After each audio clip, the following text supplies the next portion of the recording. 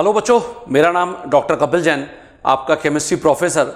Stoichiometry या मोल अभिधारणा की ये जो सीरीज़ आप देख रहे हो, इसके अंदर लास्ट एपिसोड में जैसे मैंने आपको मिली तुल्यांक और मिली मोल का कॉन्सेप्ट बताया और उसके ऊपर आधारित विभिन्न प्रकार की प्रॉब्लम्स भी मैंने आपको करके बताई, जिसके अंदर मैंने आपको ये भी बताया कि अगर मैं एक से ज़्यादा अम्लों को मिलाता हूँ अथवा एक से ज़्यादा क्षारों को मिलाता हूं तो परिणामी विलयन की अगर आपको नॉर्मलता निकालनी है, इसका मतलब परिणामी विलयन में आप सक्रिय जो H+ आयन है अथवा सक्रिय जो OH आयन है उनके कारण नॉर्मलता या सांद्रता निकालते हैं।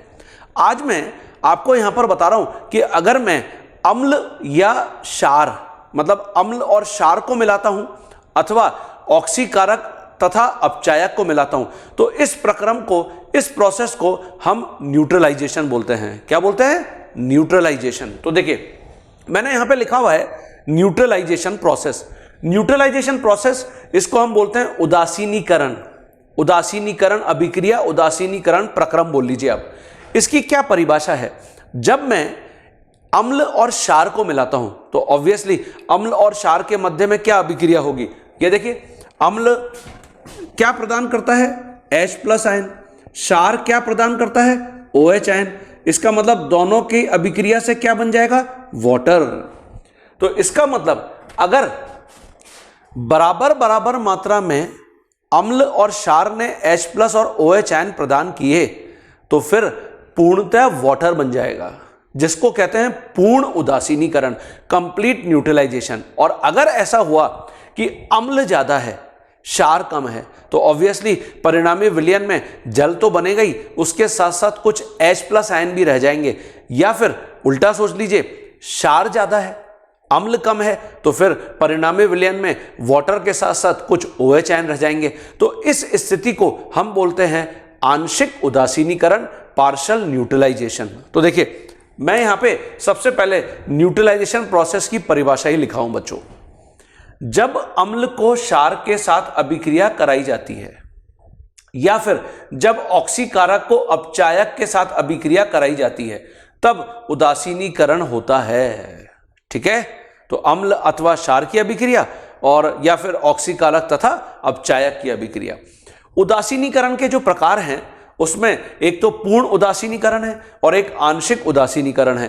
पूर्ण उदासीनीकरण जिसको हम बोलते हैं कंप्लीट न्यूट्रलाइजेशन, इसका मीनिंग मैंने आपको बता दिया कि अम्ल से मिलने वाले जो कुछ भी H+ आयन हैं उनके मिली तुल्यांक, क्षार से मिलने वाले जो कुछ भी OH आयन है उनके मिली तुल्यांकों के पूर्णतः बराबर हो जाएंगे। ये देखिए NV अम्ल = NV क्षार। ठीक है, या फिर इसको ऐसे लिख सकते हो तुम, NV अम्ल - NV क्षार = 0। इसका मतलब परिणामी विलयन में ना तो H+ आयन शेष रह जाएगा ना OH आयन शेष रह जाएगा। तो इस स्थिति को हम बोलते हैं पूर्ण उदासीनीकरण। तो जब भी कहीं आप लिखा हुआ देख रहे हैं कि पूर्ण उदासीनीकरण, कंप्लीट न्यूट्रलाइजेशन, मतलब आपको हमेशा यह समीकरण फॉलो करना है। अच्छा, इसकी जगह अगर ऑक्सीकारक तथा अपचायक की अभिक्रिया है तो फिर हम उस स्थिति में यह लिख सकते हैं NV ऑक्सीकारक = NV अपचायक। तो देखिए यही मैंने लिखा है। जब भी इस प्रकार से मिली तुल्यांक बराबर हो जाते हैं, पूर्णतः बराबर हो जाते हैं, तब उपरोक्त प्रक्रम को पूर्ण उदासीनीकरण कहते हैं तथा इस स्थिति में परिणामी विलयन भी पूर्ण उदासीन हो जाएगा। ना तो H+ आयन शेष रह जाएंगे ना OH आयन शेष रह जाएंगे। ठीक है, तो सभी को पूर्ण उदासीनीकरण या कंप्लीट न्यूट्रलाइजेशन की परिभाषा समझ में आ गई होगी कि हम इसमें क्या करते हैं। अब देखिए आंशिक न्यूट्रलाइजेशन, जैसा भी आपको मैंने बताया, या तो अम्ल के मिली तुल्यांक ज्यादा होंगे अथवा क्षार के मिली तुल्यांक ज्यादा होंगे। तो इस स्थिति में परिणामी विलयन अम्लीय अथवा क्षारीय हो जाएगा।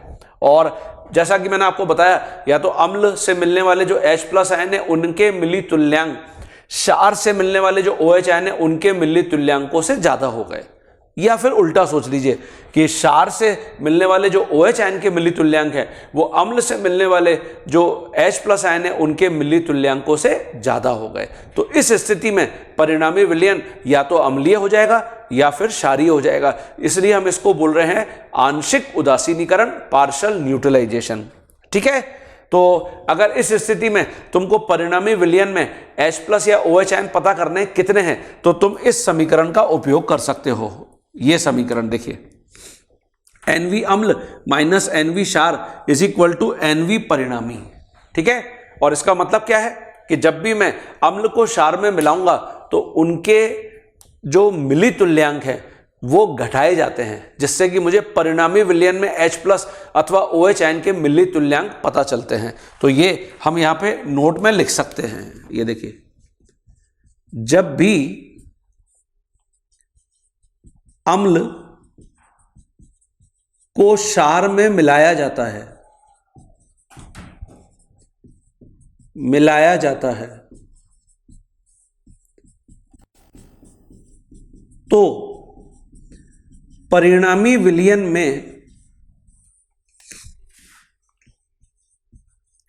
में H+ अथवा OH आयन की नॉर्मलता पता लगाने के लिए अम्ल और क्षार के मिली तुल्यांकों को घटाएंगे। अम्ल तथा क्षार के मिली तुल्यांकों को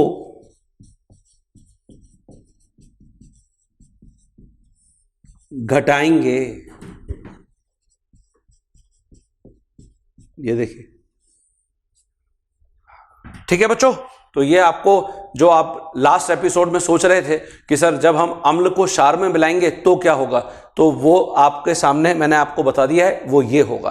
अच्छा, ये जो प्रक्रम है ना बच्चों कि हम जब अम्ल और क्षार को मिलाते हैं या ऑक्सीकारक तथा अपचायक को मिलाते हैं तो इसको हम टाइट्रेशन भी बोलते हैं। क्या बोलते हैं?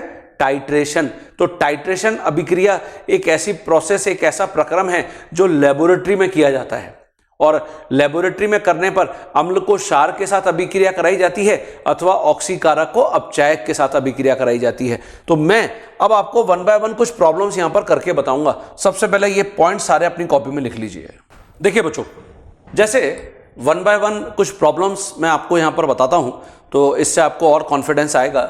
मैंने यहां पे लिखा हुआ है उदासीनीकरण के ऊपर आधारित प्रश्न। यदि 200 मिलीलीटर N/20 HCl तथा 300 मिलीलीटर N/10 HNO3 विलयनों को 500 मिलीलीटर N/25 KOH विलयन के साथ मिलाया गया तो परिणामी विलयन की नॉर्मलता बताओ। क्वेश्चन समझ में आ गया आपको? HCl है, HNO3 है, इन दोनों के विलयनों को हमने KOH के साथ मिक्स किया है, तो ऑब्वियसली यहां पे उदासीनीकरण तो होगा।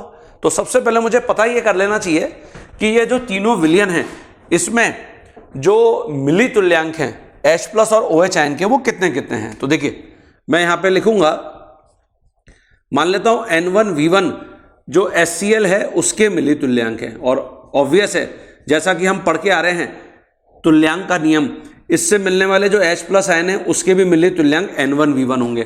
तो नॉर्मलता तो हो गई 1/20 और आयतन हो गया 200। ये देखिए, तो ये 10 हो गया ये बच्चों। और ऐसे ही जो HNO3 है N2V2, ठीक है, तो N2V2 ये कितना हो जाएगा? ये हो जाएगा आपका, अच्छा ये इससे मिलने वाले जो H+ आयन है उनके बराबर होगा। तो नॉर्मलता आपको दे रखी है 1/10 और आपको वॉल्यूम दे रखा है 300। तो देखिए ये 30 हो गए। ये समझ में आ गया सभी बच्चों को? ठीक है, तो यहां पर अब N3V3 मैं मान लेता हूं KOH के मिली तुल्यांक हैं, जो इससे मिलने वाले OH आयन के भी होंगे। ये देखिए, क्योंकि KOH क्षार है तो इसका मतलब ये हो गया 1/25 × 500। ये देखिए, तो इसको हम ऐसे कैंसिल कर देंगे, ये आपका 25 दूनी 50 मतलब 20 हो गया ये बच्चों। ये देखिए, अब आप यहां पर देख रहे हैं कि 2 अम्ल हैं और 1 क्षार है। तो इसका मतलब जैसा कि हमने लास्ट एपिसोड में पढ़ा था कि जो अम्ल से मिलने वाले H+ आयन हैं उनके मिली तुल्यांक जुड़ जाएंगे। तो कितने हो जाएंगे? 30 + 10 40।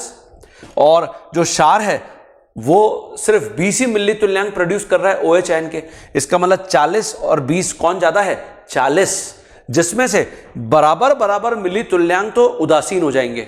इसका मतलब 40 में से यहां पे 20 H+ आयन 20 OH आयन के साथ अभिक्रिया कर गए। कितने H+ आयन परिणामी विलयन में बच जाएंगे? 20। तो देखिए हम यहां पर क्या करेंगे, हम यहां पर ऐसे करेंगे, अतः N1V1 जो HCl से H+ आयन आ रहे हैं प्लस N2V2 जो HNO3 से H+ आयन आ रहे हैं माइनस N3V3 जो KOH से OH आयन आ रहे हैं, ये बराबर होंगे NV।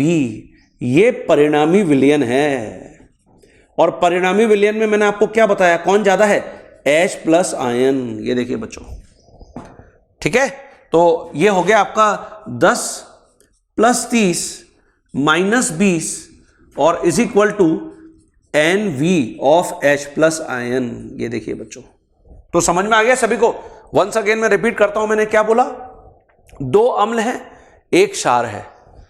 अम्ल के मिली तुल्यांक जुड़ेंगे, जैसा कि हम लास्ट एपिसोड में पढ़ के आए थे कि जब बहुत सारे अम्लों को मिलाते हैं उनके मिली तुल्यांक जुड़ते हैं, जिससे परिणामी विलयन में H+ आयन पता चलते हैं।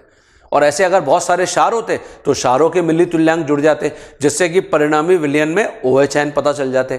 तो यहां पे अम्ल 2 है, क्षार 1 है, तो अम्ल के मिली तुल्यांक जुड़ गए तो 30 + 10 40 हो गए। और क्षार के मिली तुल्यांक 20 ही है, मतलब अम्ल के मिली तुल्यांक ज्यादा हैं। कितने ज्यादा है? यहां पे 40 है, यहां पे 20 है, मतलब 20 मिली तुल्यांक ज्यादा है। तो 20 H+ 20 OH आयन के साथ अभिक्रिया करके 20 तो वाटर बना लिए। अब जो बच गया वो है परिणामी विलयन में H+ आयन की जो मिली तुल्यांक है, उससे हम नॉर्मलता निकालेंगे। अच्छा बताओ, परिणामी विलयन का आयतन कितना है? इसका 200, इसका 300, इसका 500, इसका मतलब 1000 मिलीलीटर है। तो मुझे वॉल्यूम भी पता है परिणामी विलयन का, तो नॉर्मलता निकल आई। ठीक है, तो मैं वो यहां पे लिखूंगा। सबसे पहले ये आप अपनी कॉपी में लिख लीजिए। हाँ स्टूडेंट्स, तो देखिए मैं यहां पे सबसे पहले तो नोट में लिख देता हूं, जो बराबर बराबर मिली तुल्यांक है अम्ल तथा क्षार के, बराबर बराबर मिली तुल्यांक अम्ल तथा क्षार के,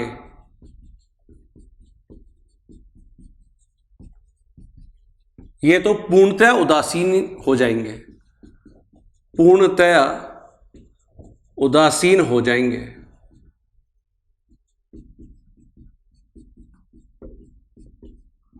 तो इसका मतलब ये हो गया कि 20 मिली तुल्यांक ये अम्ल के हैं, ये 20 मिली तुल्यांक जो क्षार के हैं उसके बराबर है, और इसलिए यहां से 20 ही मिली तुल्यांक जल के बन जाएंगे। ये देखिए, ठीक है। और अब मैं अगर परिणामी विलयन में, अतः परिणामी विलयन में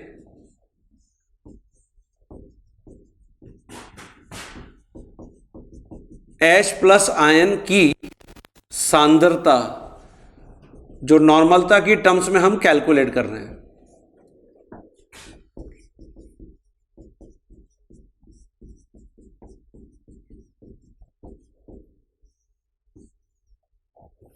तो वो कैसे कैलकुलेट कर रहे हैं? वो यहां से कैलकुलेट हम कर रहे हैं N1V1 H+ ion plus N2V2 H+ ion minus N3V3 OH ion, और इससे हमको NV परिणामी पता चल रहे हैं H+ आयन। ये देखिए, तो ये हमने जैसा लिखा 10 + 30 - 20 is equal to NV H+ ion. तो यहां से हमको ये पता चल गया कि ये 20 is equal to NV of H+ ion है, और N इंटू वॉल्यूम परिणामी विलयन का 1000 मिलीलीटर है। ये देखिए, तो ये परिणामी विलयन के मिली तुल्यांक है ना, और इससे हमने नॉर्मलता निकाली 20/1000। तो ये हो गया आपका 1/50। ठीक है, ये आपको नॉर्मलता पता चल गई H प्लस आयन की, H प्लस आयन की सांद्रता।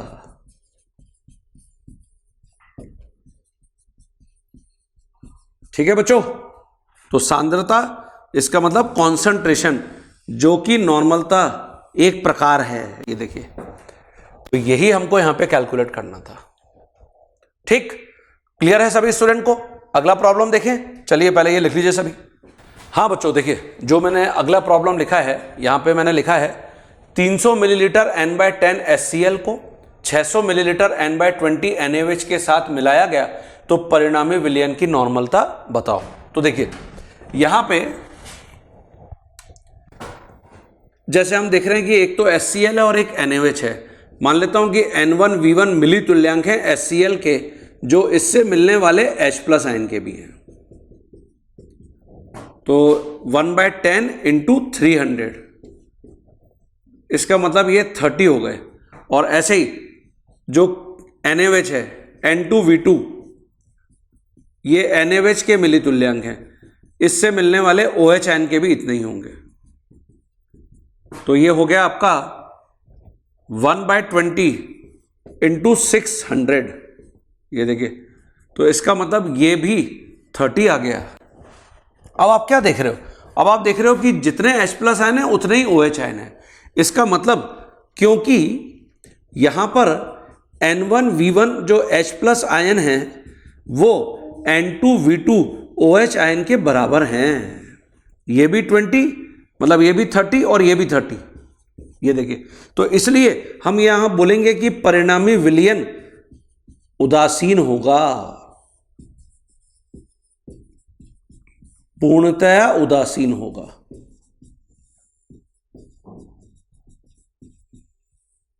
ये देखिए बच्चों, क्लियर है क्या सभी स्टूडेंट्स को? परिणामी विलयन पूर्णतया उदासीन होगा। ठीक है, अब परिणामी विलयन में क्या बचेगा? आंसर है जल बचेगा। जब आप इसको लिख रहे हो कि N1V1 जो H प्लस आयन है माइनस N2V2 जो OH आयन है, तो ऑब्वियसली ये तो 0 के बराबर हो गया है ना। और हम यहां पे लिख सकते हैं कि परिणामी विलयन में केवल जल बच जाएगा, जिसके मिली तुल्यांक, जिसके भी मिली तुल्यांक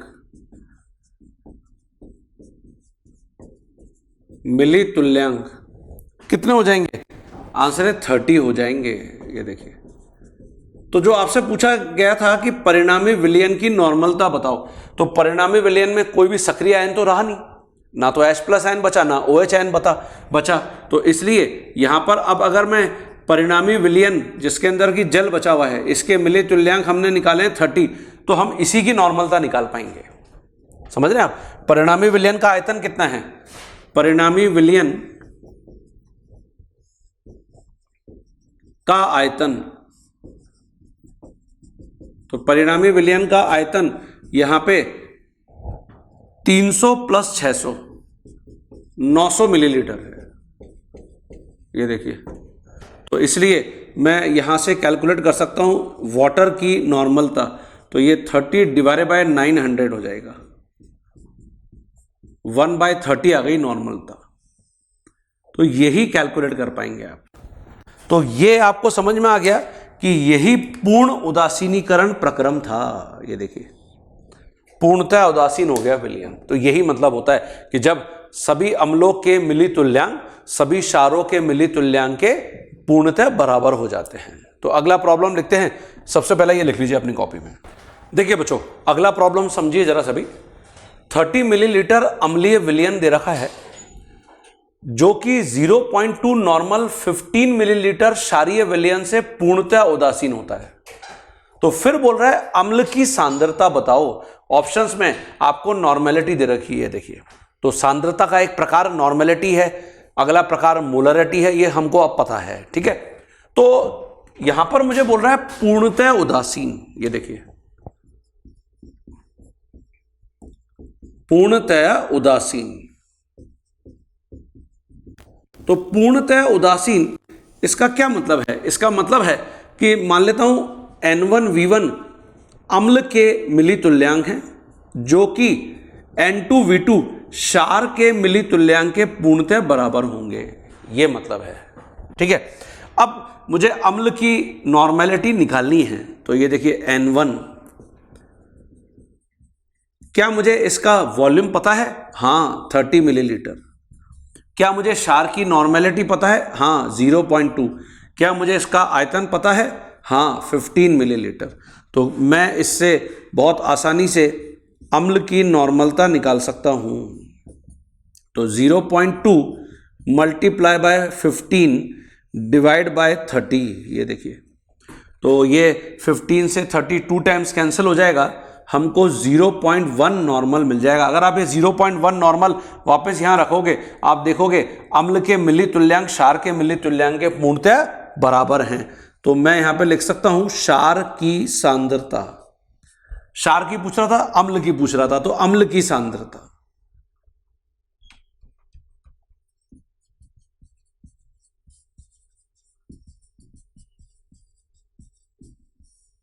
तो अम्ल की सांद्रता 0.1 नॉर्मल, और इसलिए यहां पे जो सही आंसर है वो ए आंसर सही होगा।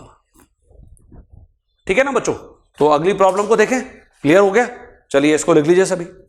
हाँ बच्चों, अब मैं चाहूंगा कि जो अगला प्रॉब्लम मैंने लिखा है, आप चाहें तो उसको सबसे पहले वीडियो को पॉज करके खुद बना के देख लीजिए। 10 मिलीलीटर है। 1 मोलर NaOH को पूर्णतः उदासीन कराने के लिए 1 मोलर H2SO4 का कितना आयतन लग जाएगा? ऑप्शंस भी आपको दे रखे हैं, तो वीडियो पॉज करके सबसे पहले ट्राई करिए। हाँ बच्चों, ट्राई किया सभी ने? देखें जरा कैसे किया। यहां पे मुझे मोलरता दे रखी है, और देखिए पूर्णतः उदासीनीकरण। तो जब पूर्णतः उदासीनीकरण की बात आ रही है,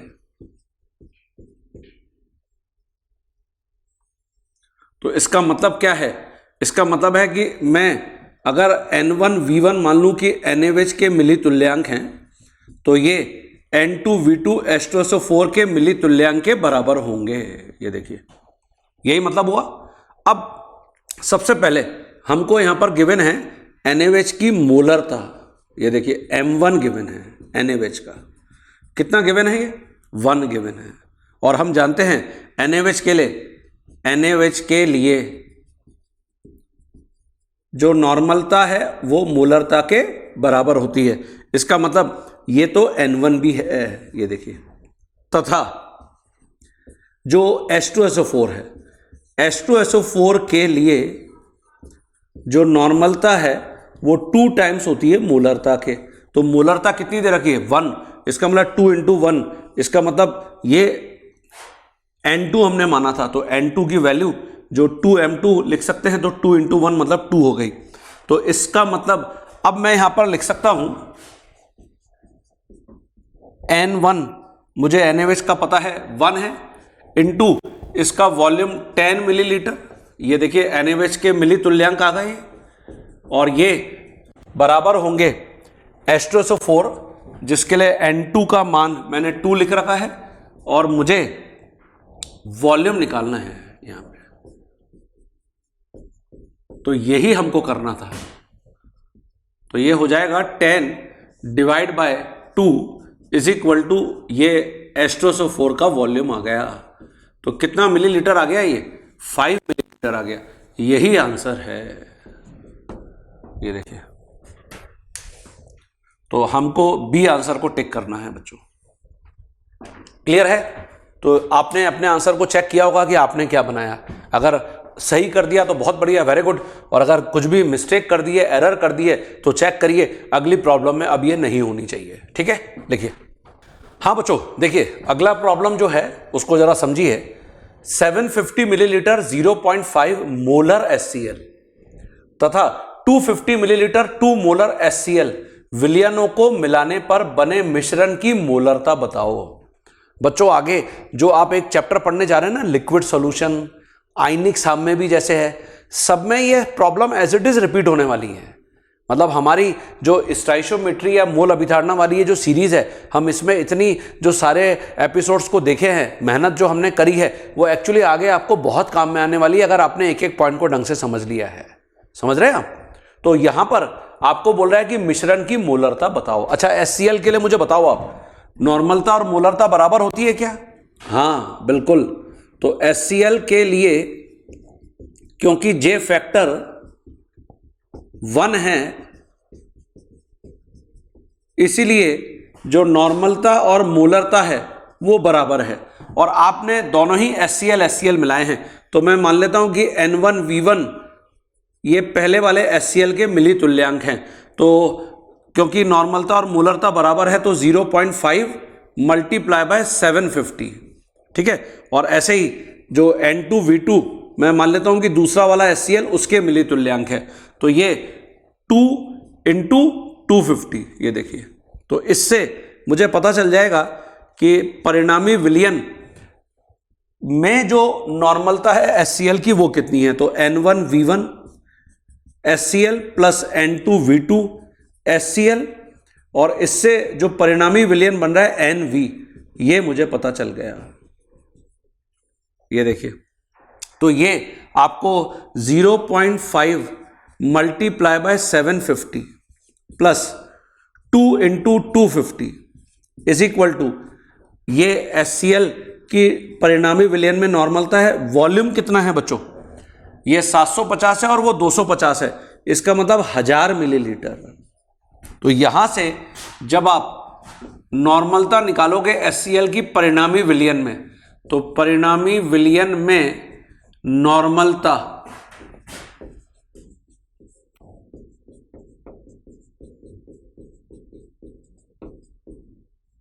तो ये 0.5 × 750 प्लस 2 × 250 डिवाइड बाय 1000। ये देखिए, इसको जब हम सॉल्व करते हैं हमको रिजल्ट मिलेगा 0.875 नॉर्मल। लेकिन हमसे तो मोलरता पूछी गई थी, तो कोई दिक्कत की बात ही नहीं है, क्योंकि हम जानते हैं HCl के लिए जो नॉर्मलता है वो मोलरता के बराबर होती है। इसका मतलब यहां पे जो आंसर आया है वो परिणामी विलयन में मोलरता भी लिखी जा सकती है। तो परिणामी विलयन में HCl की मोलरता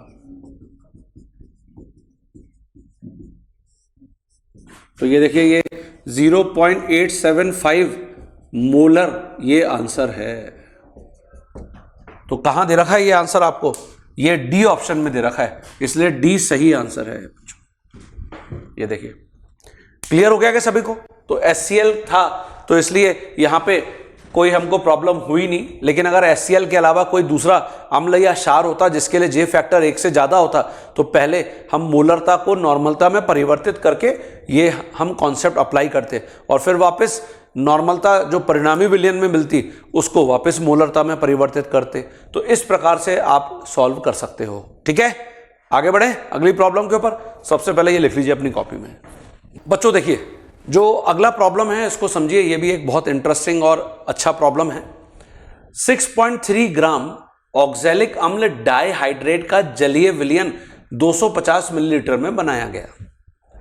तब इस विलयन के 10 मिलीलीटर को पूर्णतः उदासीन करने के लिए 0.1 नॉर्मल NaOH के कितने आयतन की आवश्यकता होगी? फिर यहां पे दे रखा है पूर्णतः उदासीनीकरण। इसका मतलब सबसे पहले तो हमको यह समझ में आ ही रहा है, पूर्णतया उदासीनीकरण। तो इसमें हमको यह समझ में आ रहा है कि जो ऑक्सैलिक अम्ल डाइहाइड्रेट है, ऑक्सैलिक एसिड डाइहाइड्रेट, मैं अगर मान लूं कि इसके मिली तुल्यांक N1V1 है, तो ये N2V2 NaOH के मिली तुल्यांक के बराबर होंगे। ये देखिए बच्चों, सबसे पहले हमेशा यही पढ़ लेना चाहिए प्रॉब्लम के अंदर। ठीक है, अब मुझे NaOH की नॉर्मलता दे रखी है और इसके वॉल्यूम को पूछ रहा है एग्जामिनर। मुझे ऑक्सैलिक एसिड बोल रहा है कि 6.3 ग्राम ऑक्जेलिक अम्ल डाइहाइड्रेट का जलीय विलयन 250 मिलीलीटर में बनाया गया और इस विलयन के 10 मिलीलीटर को उपयोग में लाया गया।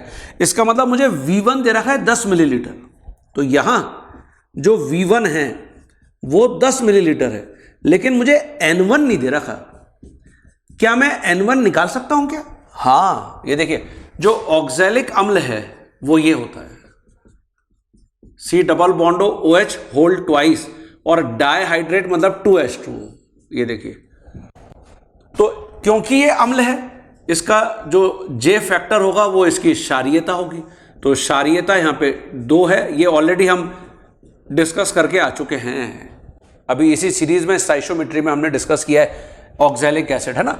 अब इसका जो अणुभार है, ये देखिए, अगर मैं इसका तुल्यांकी भार निकालना चाहूंगा COOH whole twice dot 2H2, तो जो भी इसका ग्राम अणुभार होगा कितना होगा? कार्बन का ये हो गया 12 दूनी 24 और ऑक्सीजन 4 हैं, इसका मतलब 64। तो देखिए ये हो गया आपका 64 प्लस 24, ठीक है, 2 हाइड्रोजन हैं और वाटर 2 हैं, इसका मतलब ये 18 इंटू 2 36 और डिवाइड बाय 2।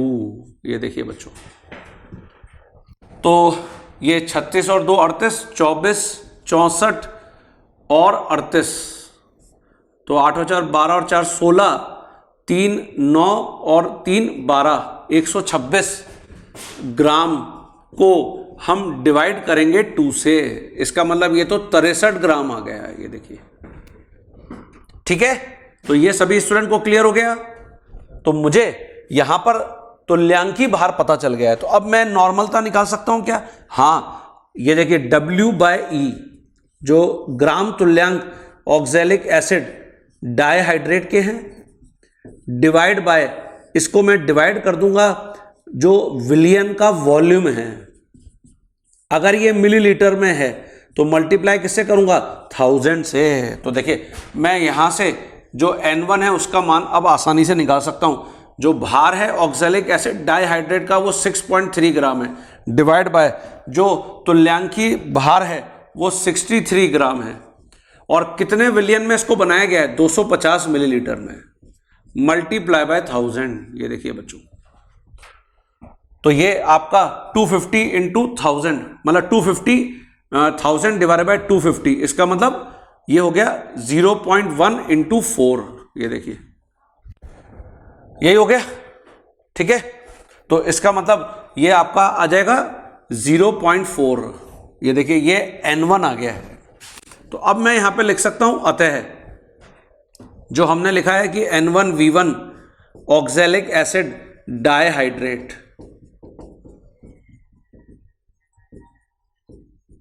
ठीक है, ये इक्वल है N2V2 NaOH के। तो देखिए यहां पे N1 हमने 0.4 कैलकुलेट कर लिया है, मल्टीप्लाई बाय जो वॉल्यूम वो 10 मिलीलीटर है, इज इक्वल टू जो NaOH है उसके लिए 0.1 है नॉर्मलता, और वॉल्यूम मुझे निकालना है NaOH का। तो यहां पे ये आपको रिजल्ट जो दे देगा, अतः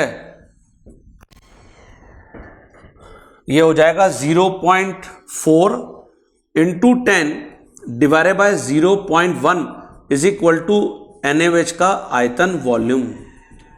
तो ये आपको 40 मिलीलीटर मिल जाएगा बच्चों, 40 मिलीलीटर। तो अगर मैं यहाँ पे वॉल्यूम 40 मिलीलीटर रख दूंगा तो दोनों के मिली तुल्यांक बराबर हो जाएंगे, इसका मतलब ए आंसर सही है। तो ये ऐसा प्रॉब्लम था जिसके अंदर की मुझे नॉर्मलता नहीं दे रखी थी ऑक्जेलिक एसिड डाइहाइड्रेट की, पहले मुझे वो निकालनी थी, ठीक है। तो बच्चों ये जो प्रॉब्लम्स मैंने आपको बताई हैं, ये जब हम उदासीनीकरण की बात करते हैं तो उससे संबंधित मैंने प्रॉब्लम बताई हैं। प्रैक्टिस हम करते रहेंगे कुछ और प्रॉब्लम्स के थ्रू, लेकिन मुख्य जो बातें थी वो मैंने आपको यहां पर कवर कर ली हैं। अब अगली जो एपिसोड आप देखने जा रहे हो, उस एपिसोड में मैं आपको पीपीएम और फॉर्मेलिटी क्या होती है वो बताऊंगा, और उसके बाद एम्पेरिकल फॉर्मूला और मॉलिक्यूलर फॉर्मूला, इस आप कॉन्सेप्ट को समझेंगे अगले एपिसोड के अंदर। तो ये सारे प्रॉब्लम बहुत इंपॉर्टेंट हैं। आप वापस घर पे जब प्रैक्टिस करने बैठेंगे तो ये मान लीजिए कि इनके सॉल्यूशन आपके पास नहीं है, वापस खुद लिख लिख कर चेक करिए। ठीक है बच्चों, तो हम अगले एपिसोड में मिलेंगे, ये नोट कर लीजिए।